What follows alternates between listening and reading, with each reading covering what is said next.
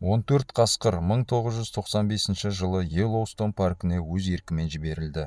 Ғалымдардың түсіне де кірмеген болар, сол 14 қасқыр бүкіл экосистеманы өзгертеді деп.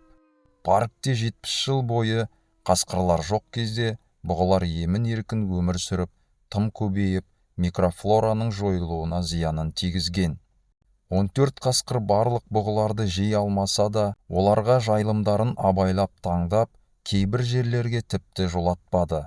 Бос қалған жерде өсімдіктер өсіп, парк бойынша 6 жыл ішінде ағаштың саны 5 есе көбейді. Өздеріне плотина жасайтын борсықтар көбейді. Көлшіктерде балық, кәмшат, выдра, үйректер көбейді. Қасқырлар шакалдардың дамуын азайтып, тышқан мен қоян көбейе түсті. Ал олар өз алдына сұңқар, түлкі сияқты жыртқыштарды қызықтырып, паркте өмір сүруіне жол ашты. Аюлар да паркке үйір болды. Себебі олар қасқырлардың тамағын тартып жеп, аш қалмайтынын білгендей. Одан да қызықтысы, қасқырлар өзен ағысының бағытын өзгертті. Олардың арнасы түзеліп, жағалар эрозияға ұшырамады. Себебі бұғыларды азайтумен өзен жағаларына өсімдіктер, ағаштар өсіп, өзен арналары тұрақталды. Солай парктың географиясы да өзгерді.